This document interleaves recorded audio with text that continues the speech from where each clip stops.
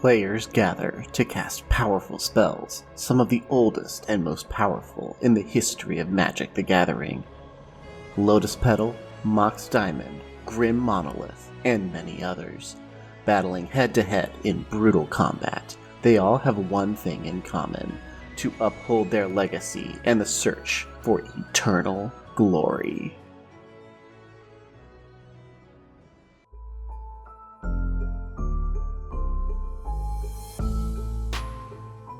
The Eternal Glory podcast is brought to you by the minds behind BoshNRoll on YouTube, ThrabenU University, and theepicstorm.com.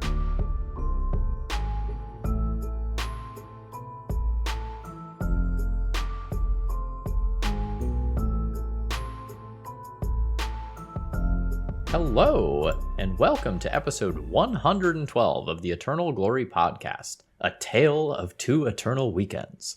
We've already recorded 30 minutes of introduction and banter for the week, available in our supporter-exclusive pre-show. Check out patreon.com/eternalglory to gain access, or join as a YouTube member for the same content on YouTube instead. I'm Phil Gallagher, aka ThrabenU. I am Brian Coval, aka BoshNRoll. And I am Bryant Cook of the Epic Storm. Shout out to our new paid members who enjoyed the 30-minute pre-show this month for the first time. We've got Joe A., Sean S., and Mike T., all from Patreon. Shout out to you all. If you want to get access to that, we actually ended up doing kind of longer pre-show because we started talking about main episode topics by accident. And we have a 10 or 15 minute thing, like a deep dive on sideboarding for Eternal Weekend in our pre-show. Normally that's just talking shit, hanging out, but there's real strategic content this month if you want it. So check that out, patreon.com/eternalglory. And if you're a listener and you're interested in getting your product out there, we are accepting sponsors for 2024. Contact us at theeternalglorypodcast.com and let's collaborate. All right, setting the stage for today's episode. I know we say Eternal Weekend like it's one thing, but it's really a global event, multiple events. And 2/3 of our Eternal Weekends have already happened. We have EW Europe and EW Asia that we're going to cover today, kind of covering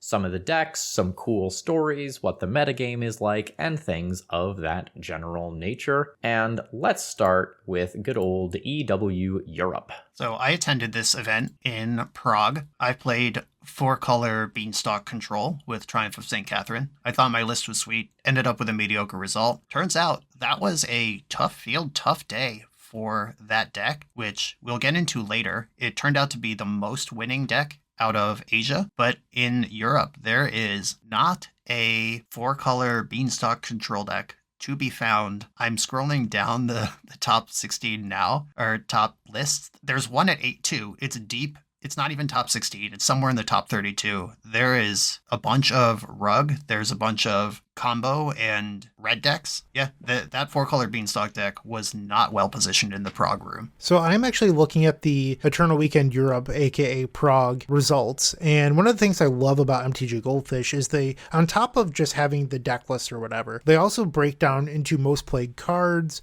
new cards being played, stuff like that. So the most played cards out of the event: number 1, Force of Will. Number 2, Brainstorm. Number 3, Ponder. Sound familiar? Number 4, Orcish Bowmasters. 5, Swords to Plowshare. 6 is Surgical Extraction, a sideboard card. 7 is Lotus Petal. 8 is Force of Negation. What? Number 9 is Daze. 10 is Thoughtseize. What does that say about our current metagame? It sounds really polarizing, at least to me. Yeah, Lotus Petal being a top 5 card in a 750 player tournament is pretty spicy. And I mean, it's a golden age for Lotus Petal. That used to mean Storm. Now it means Initiative. Now it means 8-cast. There's all sorts of things that Lotus Petal is in now that it wasn't in 10 years ago. That is a surprising thing that's kind of sliding under the radar. If you look at these top finishes, it makes a lot of sense. We've talked about Ancient Tomb on the cast a handful of times and about how accelerating things out and cheating on mana in some capacity is just super central to Legacy. I think right now,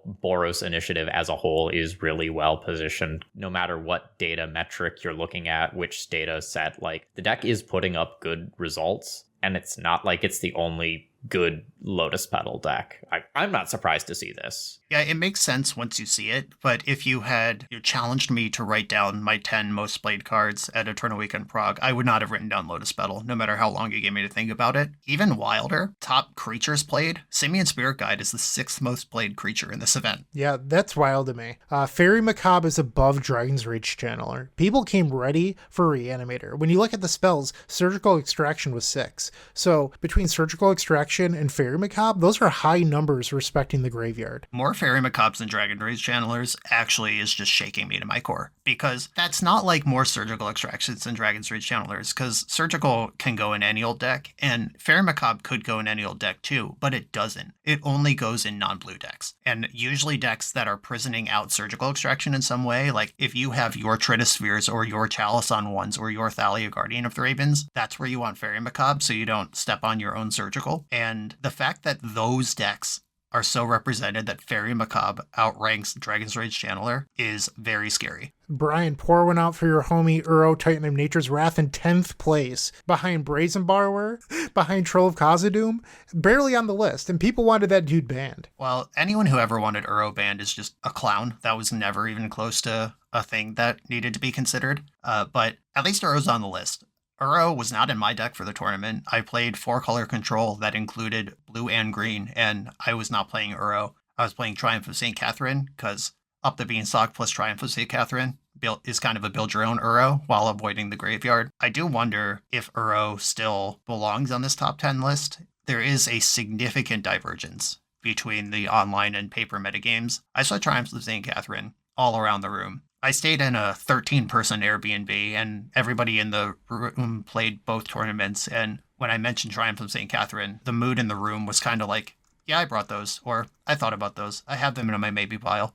Nobody was like, oh, wow, really, that card? On the radar for real paper players. Looking at the metagame summary of this event, Grixis Tempo was the most played deck. When you look at MTG Goldfish usually, Grixis Tempo is somewhere in the, I don't know, 10 to 12% of the metagame, typically, somewhere in that ballpark. When you look at the paper results, it is 5.7%. That's really low. And that is one of those things where when people talk about how Magic Online versus paper are drastically different, I always kind of shake those people off, because I think Magic Online informs paper quite a bit, but I do think paper has more people wanting to play their deck. If someone is going to travel all the way to Prague, they're going to enjoy themselves. They're going to play their passion project or whatever they're really there for. They might also just play the most spiky deck in the tournament. Those are the people that usually travel for these sort of things. And to see Grixis Delver with a 5.7% is a little surprising to me as the most played deck. Behind that is Lands and Boros Initiative, both at around 4.5%, Painter at 4.5%, and everything underneath that is less than 4% of the metagame. So that means Legacy is super diverse right now, which is really exciting. I'm surprised that we didn't see a larger percentage of either Death Shadow or Dimir Scam.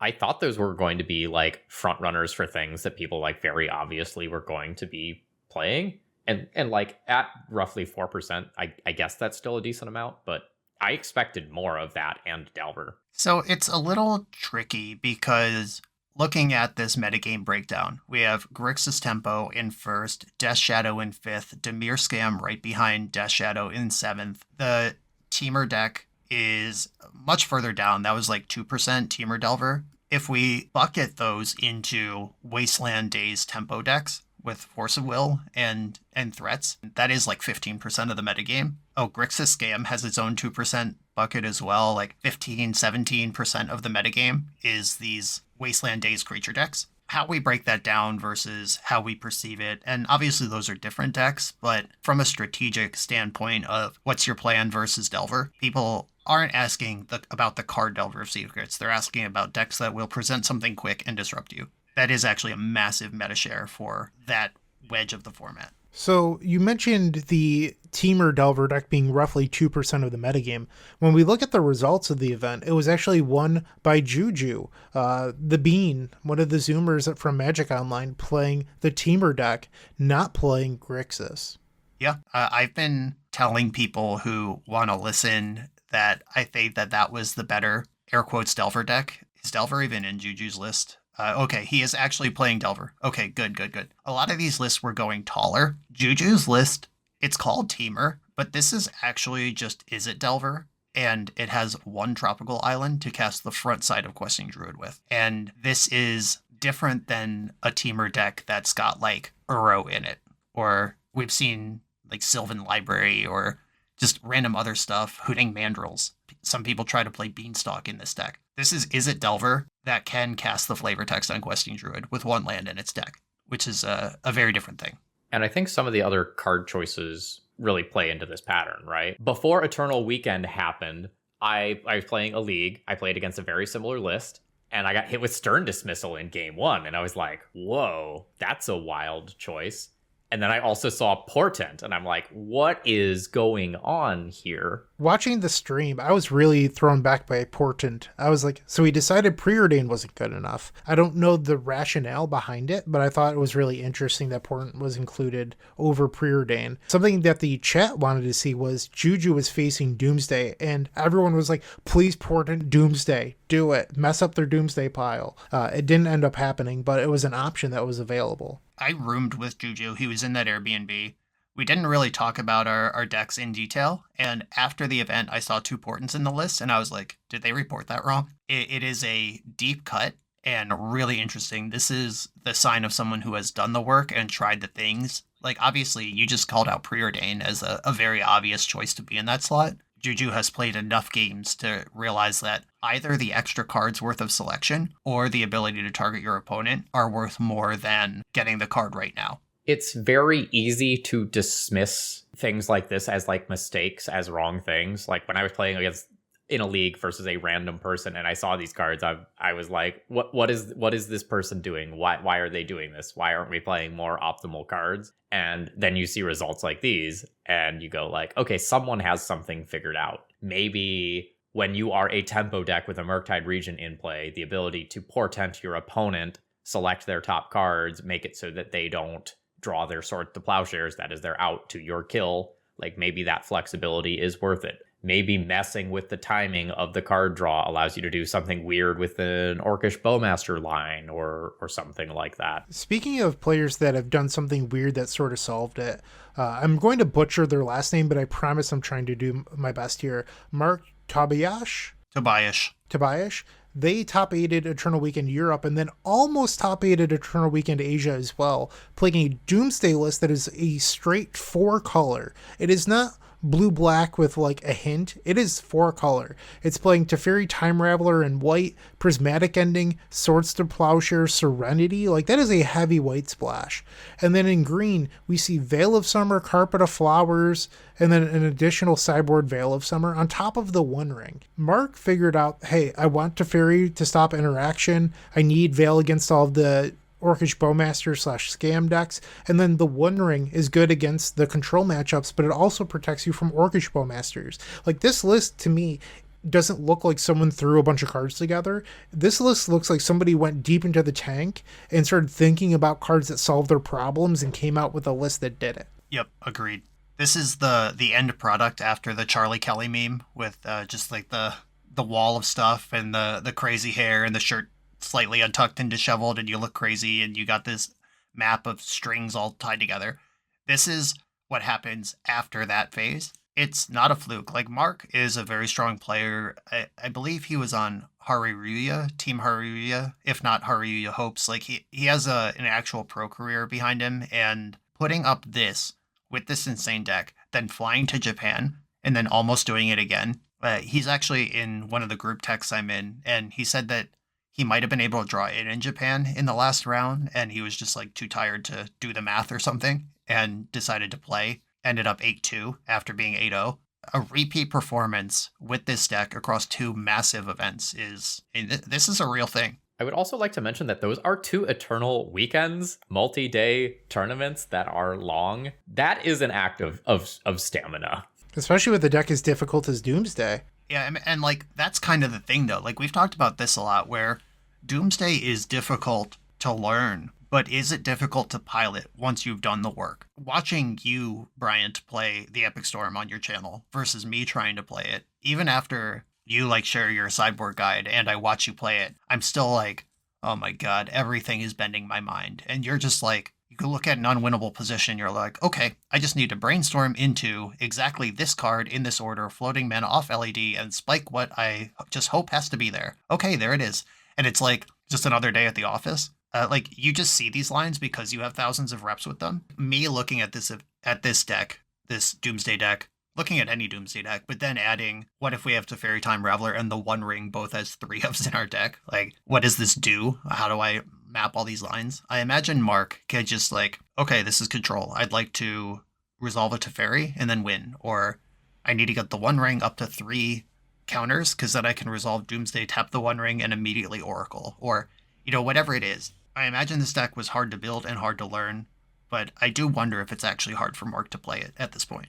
I have 2 things here. One, I ran into this deck list a ton in my testing because I've been grinding leagues and people are out there playing it. I've also seen a lot of people posting 5-0s with this list. It doesn't seem like a fluke. The other thing I wanted to mention is I've been playing tons of Vintage, where people have realized casting Lorien Revealed isn't as difficult as they thought when you have some extra acceleration. Doomsday has always had the problem of like, your first Dark Ritual is great and everyone after that stinks. Mark has solved that. You have the One Ring. Yeah, you're happy. You're thrilled to turn to Dark Ritual, the One Ring. Like, that is another Doomsday power level card that you now have access to.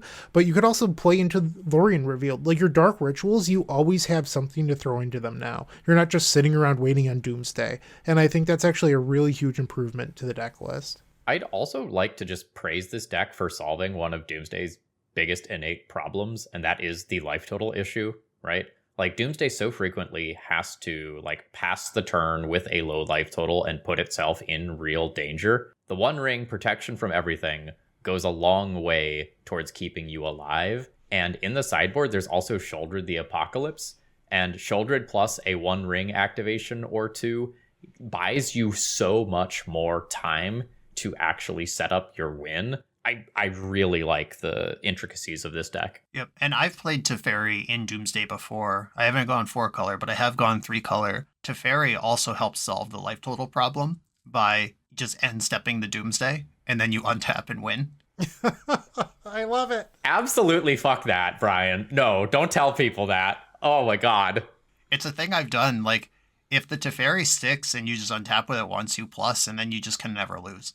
I've never seen this because Teferi's only mode versus whatever bullshit I'm playing is just like minus bounce that creature, minus bounce that lock piece. That's disgusting. Yeah, sometimes people just have a handful of Swords to Plowshares or Flusterstorms or whatever, and Teferi lands on an empty board and actually gets to go up. It's weird, but it happens. Can we talk about something that has been blowing my mind ever since I saw it? So when you look at Modern, Rakdos Scam is one of the best decks in the format, if not the best deck. Brian talked about playing it at SCG Pit. Rakdos Scam top-aided Legacy. How crazy is that? I want to point out that this is not just the Modern deck ported into Legacy. This is actually just like mono black Reanimator Scam with a bunch of red cards in the sideboard. So it's a little different. Like, people aren't out here flickering Fury on turn 1 and just getting to town the way they are in Modern. This is actually a Hogak deck. There's one Hogak in it, which is really funny. This deck is pretty cool, and I just recorded a league today, and I played against 2 different mono black appearing creature-y scammy decks. I didn't see a Reanimator top end like this one. This one has 1 Atraxa, 1 Hogak, 1 Archon of Cruelty, and then other than that, it's like Voidwalker, Bowmaster, Grief Troll, and this is the type of thing that would appeal to the imagination. And I think it was labeled Scam due to having Troll, Grief, Bowmaster, Dothy. But I would like to point out that this actually top-aided the showcase on Magic Online this past weekend as well. This deck is putting up a bunch of numbers. I think that some people are just copying this deck without putting a lot of thought into it. I've seen multiple people post that they don't actually like the Hogak within the list. It's very easy to get that like stuck in a situation where it's not actually castable. I think I played a match against this where like I lost on like turn 16 where I just did nothing for like 8 turns and they had a Hogak in graveyard and 1 black creature. and we just like stared at each other as neither one of us could do anything. It's worth noting that Orcish Bowmasters does give you 2 black creatures so you can cast it, but it's really the only card in the deck that would do so. Yeah, and there's like some awkward pairings you can get where like you have 2 creatures, but one of them is an Urza Saga token. The Urza Saga doesn't like allow you to cast turn 2 Dalthy Voidwalker. I have not been a fan of what I have seen from this deck from the other side of the table, but let me say that with the caveat that this is probably people picking it up and trying it for the first time. So like, please take that with a grain of salt because it is putting up results. Yeah, so there are engines on engines here, and those of you following on the auditory medium and not actually looking at the list, I'm just going to keep naming cards. Like we talked about Mono Black Reanimator Scam, and then Phil just casually said Urza Saga token. Yeah, it's a Saga deck too. And by the way, it plays 2 copies of Currency Converter, which poops out of the Urza Saga and then enables your reanimation. And the rogues that are made by Currency Converter are black for Hogak. So there is like a multi-step situation here. There's 2 Liliana of the Veil in this deck too. So there are all sorts of boxes checked. Maybe 2 weeks ago, I 5-0'd with a Currency Converter Eagles of the North deck list. Currency Converter is very, very good with Troll of Khazad-dûm, because you can cycle that card, put it under Currency Converter, make your 2/2, and if you draw your Reanimate a little bit later on, you can then reanimate that troll afterwards. Currency Converter plus cycling creatures is very, very, very strong.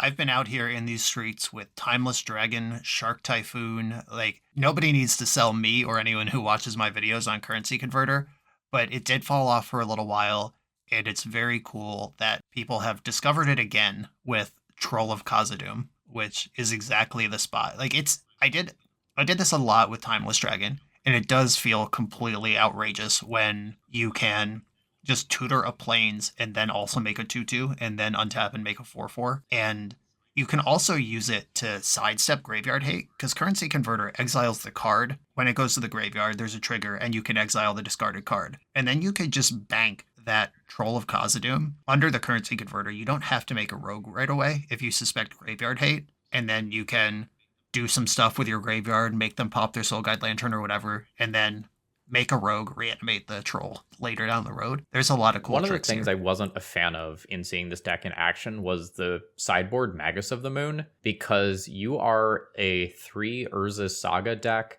that has multiple different cards with black in the mana cost, right? Like you're a Liliana of the Veil deck, you are a Dalthy Voidwalker deck. I mean, there's technically Hogak as well. And you also only have 5 swamps. And if you're using one of your fetch lands to go and get the Badlands for Magus of the Moon, you cut yourself off of black a good portion of the time, making some of your stuff not necessarily castable. Well, there's also sideboard Fable the Mirror Breaker to fix all that. You just have to board in all the cards as a package. Yeah, insert the meme of the giant water tank and a sticker that says Fable of the Mirror Breaker. Just fix that mana base.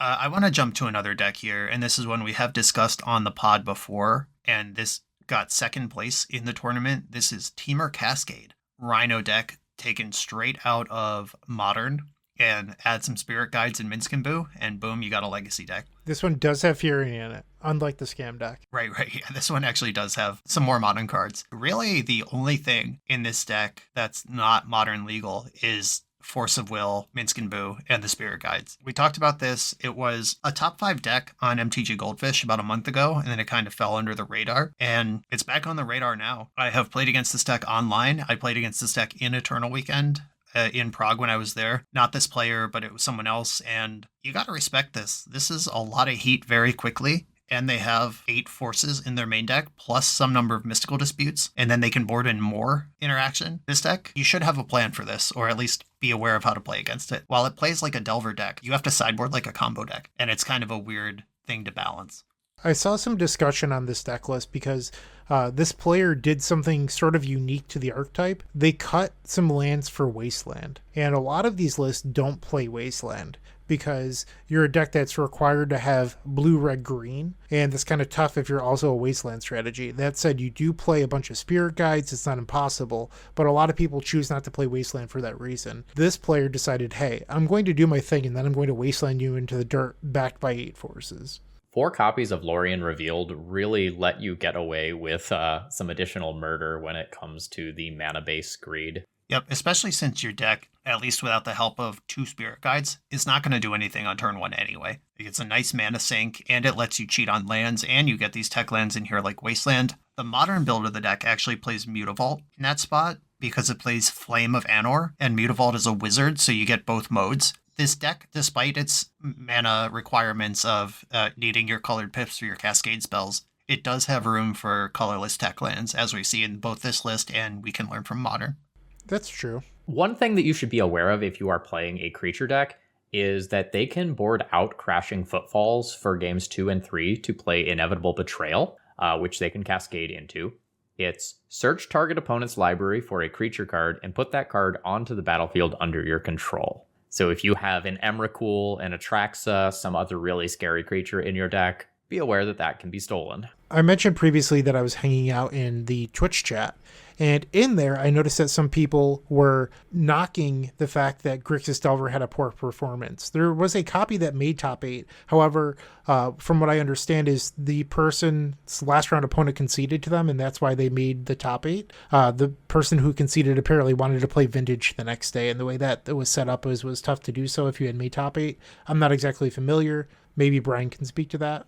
Yeah, the structure of the event in Prague was not ideal. US Eternal Weekend is run by Card Titan. They've been running it for a number of years now, and they have learned that it needs to be a 3-day event at minimum, and this year it's actually a 4-day event. It starts on Thursday. European EW was Saturday, Sunday. Legacy Vintage, boom, boom, we're done. The options of play out the top 8 until 3 a.m. or whatever was nixed, and the top 8 of Legacy was played Sunday morning, but that Legacy top 8 started at 9 and Vintage started at 10. It was just sorry, I guess, if you were busy winning the Legacy tournament. You just don't get to play Vintage, or you have to lose some number of rounds at the start. That's not great. I hope they figure that out for next year. I mean, Juju handled it like a boss. I would have been completely berserk if I was top 4 Legacy and was told, no, you don't get to play Vintage. I would have been beside myself, flying to a far-off nation and being told I can't play in the event because the TO set it up poorly. Fuck that. There is a funny story. That thing you were just saying, the person who scooped in their friend in the final round, they actually had Lethal on board, and they were just like, no, I'd rather play Vintage. Go ahead. They also top 8'd Vintage. Yes. They absolute sicko. They did the functionally double top 8 in Eternal Weekend, except that because the way the TO ran it, they don't get that feather in their cap. But yeah, this sicko was just like, you're better at Legacy than me, your deck's better for this top 8 than mine, and I like Vintage better anyway. And then they just ran it back the next day. I wish I knew who it was. I didn't recognize the name. It's my European roommates knew the person, though. So the point that I wanted to make initially was people were knocking Grixis Delver for the poor performance, but when you look at the top 8, 50% of the decks are Delver tempo, and that's not counting the Cascade deck that we just spoke about, which is really a tempo strategy. One of the decks that I classified as Delver is Delver-less. It's playing Dragon's Rage Channeler, Questing Druid, Brazen Borrower, Murktide Regent, and then, guys, hop in your time machines, Ethereal Forgers. So it is playing that card. I remember when Ethereal Forger was like a 35 ticket card on Magic Online, and then they spoiled Murktide Regent, and no one has remembered the card ever since. Well, it top 8'd Eternal Weekend Prague. Yeah, that card's got some heat on it in Vintage, as in the Bant Beanstalk deck, because Ancestral Recall and Time Walk are cards worth having a second go at with your big whale. But yeah, seeing that one in Legacy is pretty surprising. We're over our halfway point to our target, this pod, and still talking about this event, and we have 3 other events to talk about, so I'm going to try to rush this along. I think the thing that shocked me the most is the metagame penetration of Painter. This was 4.5% of the metagame, tied with Boros Initiative. I know Painter's good. I don't think that deck is bad, and I know it has its diehards, but I never had Painter on my radar as the type of deck that 32 people would register for an event. I thought it had its diehards and nobody else. Are these just the 32 diehards, or is this on the radar of people who are like, yeah, I actually think this is well positioned and I'm going to choose it on purpose? Brian, I hate to burst your bubble, but if you look at the Asia results, Painter 4% again, 26 people, one of the most X played. Ancient Tomb gamers, you don't have to rise up, like you are already there. Yeah, and not only that, looking at mtgdex.net, they tweeted a grid of archetype by archetype matchup analysis. Painter was tied for the best win rate in the tournament with its buddy, Boros Initiative. They were both 4.5% of the metagame. They both won 56% of their matches overall. And Demir Scam 54 was the only other one in that ballpark. And then there was a bunch of stuff around 50. Reanimator and Depths just ate shit at 45%. Boros and Painter, both 4th and 5th, or 3rd and 4th? Yeah, 3rd and 4th in the metagame, and had the 2 best win rates. And non-blue decks featuring Ancient Tomb. Embrace it, folks. It's here. I think Ancient Tomb has gone under the radar because of how much attention like Orcish Bowmasters and Up the Beanstalk got as like things that are drastically changing the blue decks, when these Ancient Tomb decks have just kind of like slowly been refining and they're just getting better and better and better, while people are still... I don't feel like blue decks are solved right now. I don't know which one of these assorted blue bean decks is the best. The Temur Delver, Rug Delver deck is having a really good showing. I don't know that I can say with certainty that that is just the best Delver, or more generally, the best tempo deck in the format. Yep. Those of us who might still be living in a world where we're thinking about, like, how do I beat the control mirror? You better figure out how you can beat Ancient Tomb. That's the bigger problem right now. All right, so I think that's all that we have to say about EW Europe as far as the legacy decks go. And given how long we talked about them, why don't we just do a quick rundown of some highlights? Brian, what do you want to say about Vintage here in Europe? Vintage metagame looks really healthy. Top 8, Dimir Storm, Grixis Control, Dimir Combo, Dimir Control. The Dimir combo is actually the Esper Tinker deck that won. That's how it's classified for reasons. 2 Oath decks. Oh, there's also an Esper combo deck. Maybe I don't know what I'm talking about. There's Dimir Control with white, and then there's Esper combo, and 1 Hollowvine deck. Oh, Oath of Druids had a lot of heat on it going into the event. It was understood to be one of the best decks, and then the other best deck was the Dimir Control Luris deck, which only got through with 1 copy into the top 8 in the hands of Eternal Weekend Slayer Hans Jacob Godek, who has 2 paintings already and then lost in the finals of this event, almost collecting a 3rd painting. What a sicko, by the way. And his deck is very good. They have a really teched out version of what is one of the most winning lists. If you don't mind not being super broken, if you like fair magic, the Dimir Luris deck is insane. I played Oath. I played the same 75 as Justin Gennari, who went undefeated through the Swiss, and my experience was I beat all the creature decks I was supposed to beat. I lost all the faster combo decks I was supposed to lose to. I paired into 0 Bazaar and 0 Shops, both of which are good matchups for Oath. And there is, it looks like Andrea Mengucci went X2 with an actual Shops, like workshop strategy, traditional Shops.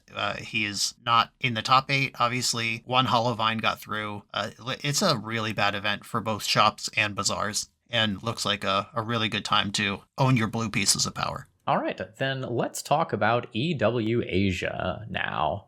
Quick run through the top 8. We have Oops All Spells, Doomsday, 5-color control deck list, an initiative deck, 2 more 5-color control decks, a Rug Delver, and another initiative Stompy. When we look at the overall metagame, we see Temur Delver at 6.5%, so more than Grixis Delver at the European event. So people saw the results of that first one, made adjustments for this upcoming event. The thing that shocks me here, Sneak and Show is the 2nd most played deck at 6%. That is more than Grixis Delver in the Prague event, which is just wild to me. And then underneath that is Grixis Tempo. So I like seeing that the metagame adjusted within that period of like 2 weeks between the events. What do you guys think about that? That is really interesting. It is not a surprise to me that the Delver players were able to pivot that quickly. And there was a week between these two events. I don't know how many people just own Sneak and Show in their back pocket just in case a metagame looks right for it. This seems like maybe this was going to be a Sneak and Show heavy metagame anyway. This is a big thing that I talk about with a lot of my coaching clients and stuff who come in and they're like, Tamer Delver won that event last week. What should I be worried about? Do I need to level and now I need to beat lands because people are going to pivot onto lands to beat Delver? And I'm like, who owns lands? Who can play lands at a high enough level that they could literally pivot on 2 weeks notice to be like, I was going to play Tamer Delver, but now I'm on lands? It's like Jarvis Yu, beginning and end of list.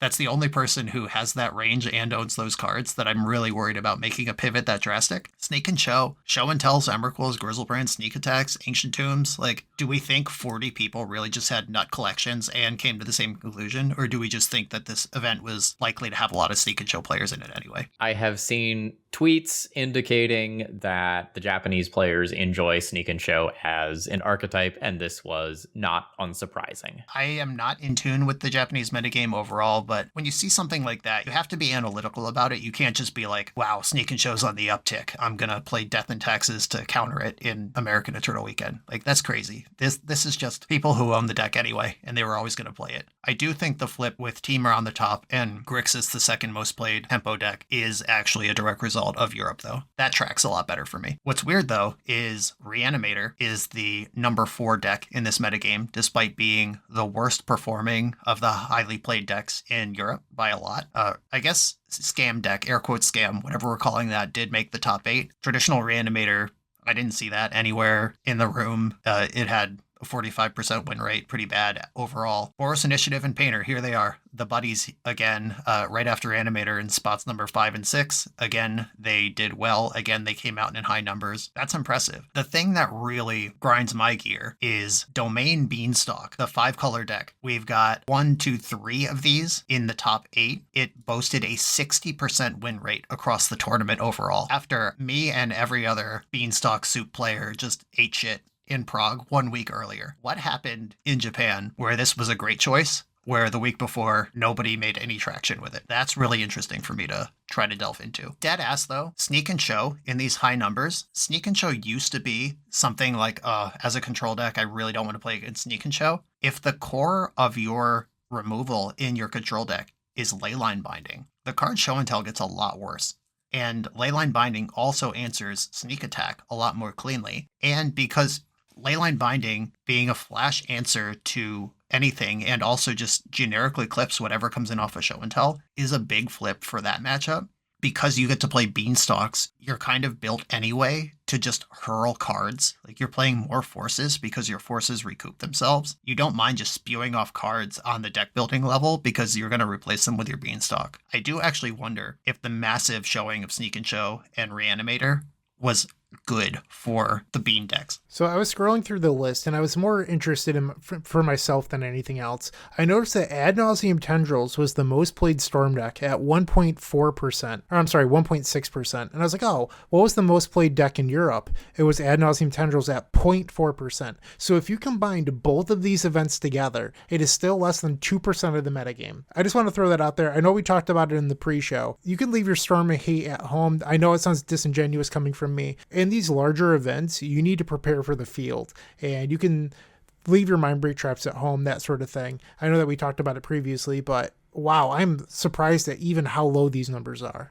Yeah, and like, he's aware of it. That always sounds dirty coming from Bryant saying to leave your Storm hate at home, but we did talk about it kind of at length in the pre-show, and if you have one slot that you could dedicate to Storm or to like Initiative, you should target Initiative. Let's talk about that for a minute, because the Boros Initiative deck, the Red-White Initiative deck, is not currently a monolith, and in the top 8 between the 2 Eternal Weekends, we saw 3 very different takes on the deck. There's a build that is like maxed out on Archons. There is a build that is no longer playing Caves of Chaos Adventurer. There is a build that is going more human-based for maximizing Cavern of Souls' utility, that is slotting in things like Brutal Cathar, that's the 2 colorless and 1 white, sort of Oblivion Ring on a creature. And also Aowen Fearless Knight, which you might not have come across. It's 2 colorless, red-white, for a 3/4 hasty human knight. When it ETBs, exile target creature an opponent controls with greater power. Legendary creatures you control gain protection from each of that creature's colors until the end of turn. So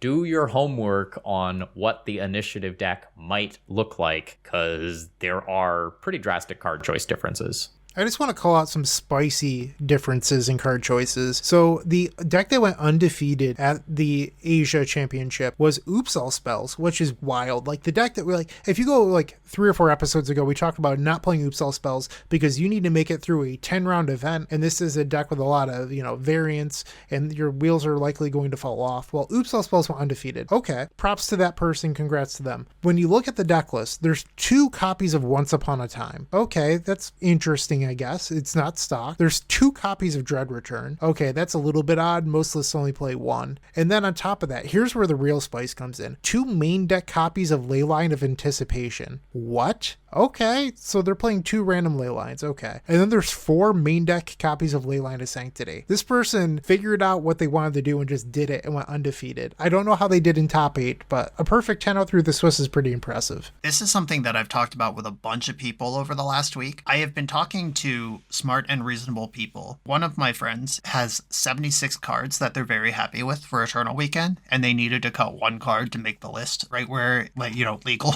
And we're talking about, a Force of Vigor, or, what sideboard card can we afford to trim or move into the main and cut a main deck card? And after the performance of Reanimator in Europe, we were like, maybe we go down a Surgical Extraction. This deck is not good at baseline, and it's getting pummeled by hate across the format. I do wonder if people saw that and had the same thought in the wake of Europe, and then Oops All Spells just ran roughshod over this event that didn't play enough graveyard hate. Is that what happened? Or did they actually just play tight and get good pairings the whole way up the chain here? And Surgical Extraction dropped from the 6th most played card down to the 7th. Yeah, that's not a huge deal, but Fairy Macabre not existing on the top 10 where it was above Dragon's Rage Channeler in the previous event is really interesting. Endurance is on this top 10 creatures list where it wasn't before. Endurance doesn't even always beat Oops All Spells. They can kind of just refire or pump the brakes and go again. And this list for main deck Leyline of Sanctity, good luck with those endurances. Maybe this person is just a genius, or maybe they got great pairings, or probably some combination of both. Fairy is no longer in the top 10 creatures in this weekend's results. I'd also like to shout out, creeping around in the top 16 of Asian Eternal Weekend, HJ Godic. He's there again. You can't keep this guy down. He will probably have 5 paintings by the time he's done playing Magic.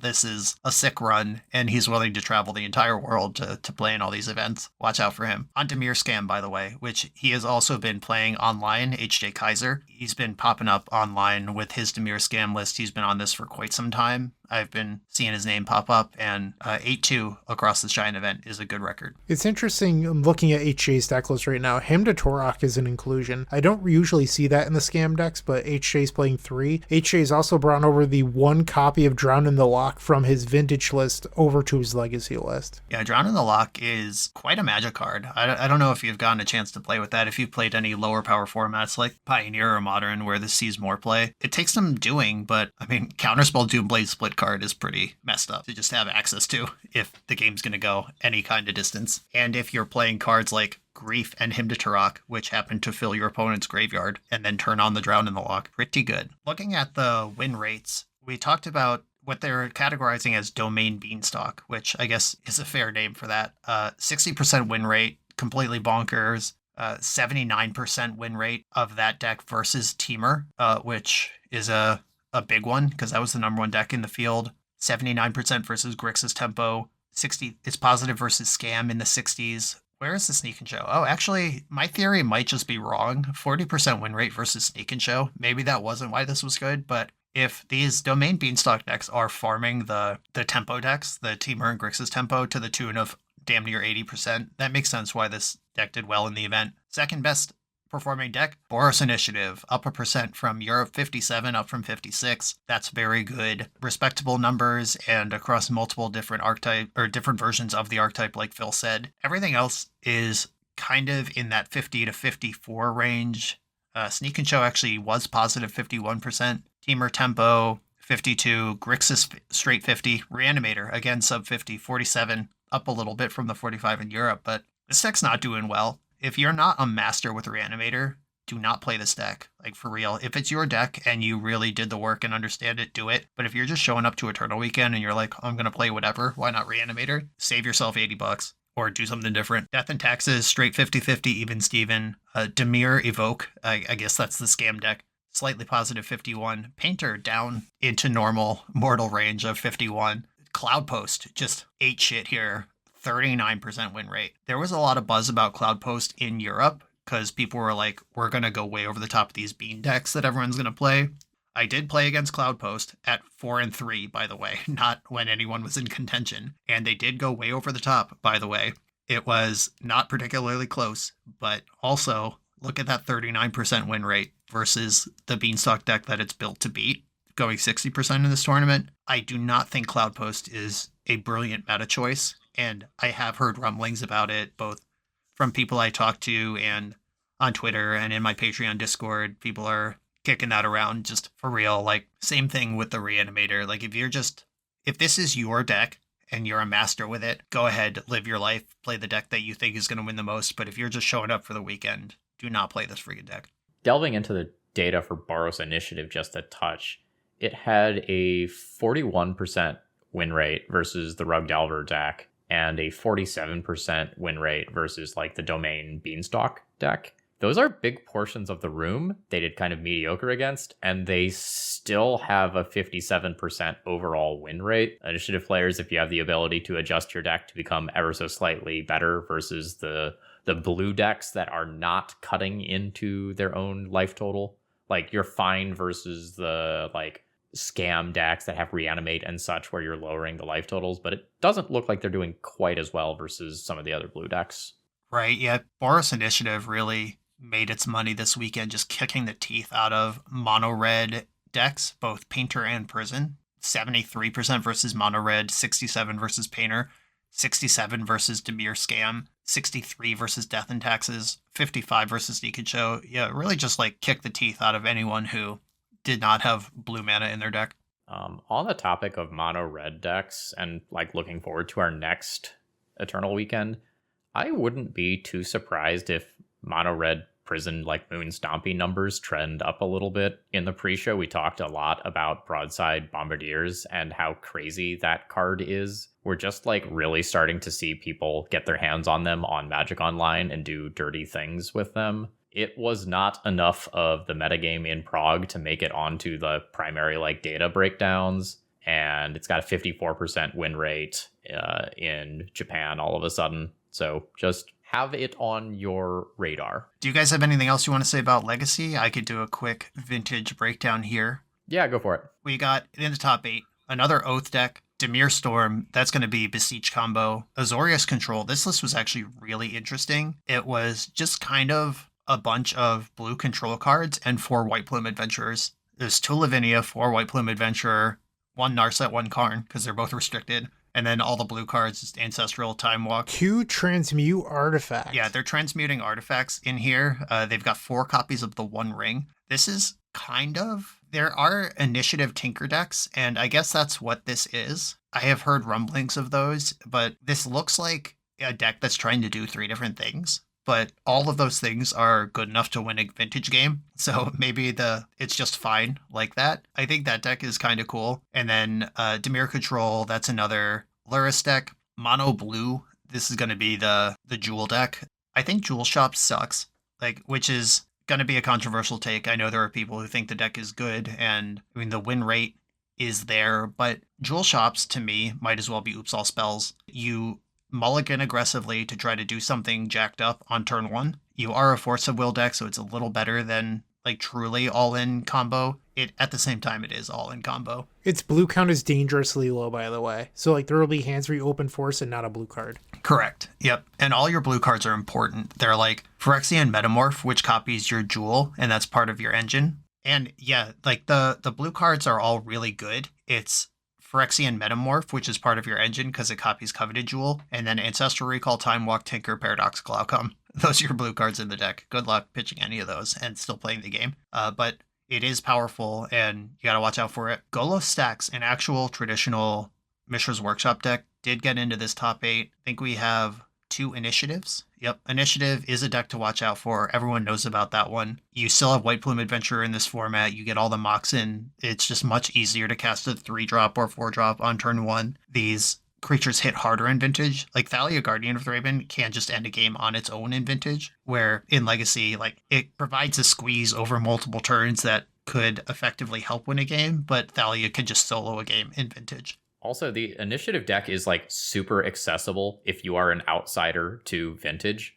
Every deck has a skill ceiling, like there's stuff to learn with every deck, but the initiative deck just like fucking slaps. It is just objectively incredibly powerful and accidentally steals wins with Hate Bears as well. You just have more bodies than opposing decks have removal. They can't stop it all. They have to win through some of it. Right, exactly. Archon of Emeria, 4 of in this deck, Anointed Peacekeeper, which is great against Bazaar. Like, it gives you game versus Bazaar Baghdad. You just name that, and they can never do their thing their deck is meant to do. 4 Chancellery Annex, so you can even, like, kind of steal the play or have uninterrupted turn 1s. This deck is very good, and Phil called it accessible. He means that skill-wise. It's still a $45,000 deck because this is fucking Vintage, and the reserve list sucks. I mean, if you have access to power, this deck, I don't want to say will play itself, but it will do a lot more of the work for the pilot than something that requires navigating combo lines. Something that I'd like to point out is that Doomsday was on my short list of decks to play in Vintage, and I was really looking forward to seeing how it did in Prague and how it would do in Asia. It had one pilot, 6-2, and between both events, every other pilot did worse than that. So if you're thinking about Doomsday, I still think it's a reasonable deck, but right now there's a lot of hate for it out there. The one really nice thing about Doomsday is that it's a deck that can easily win through Lavinia. And right now, Lavinia is on the rise. So if you're looking to play Vintage at Pittsburgh and you're thinking about Doomsday, I'm not saying it's terrible, but you have your work cut out for you, and maybe things are swinging in your favor. Yep, the Predator for Doomsday right now is the Luris control deck that plays 6 forces, 2 Spell Pierce, 2 Flusterstore, Mental Misstep, etc., etc. That is, and it doesn't mind going empty to beat your first wave because it will refill its second wave better. So I think with that being said, I think we've said what we need to say about our overseas Eternal Weekends. I hope it was useful to you all. And for those of you who will be playing in Eternal Weekend here in America, I wish you all luck, and I look forward to seeing what sort of spicy things you come up with.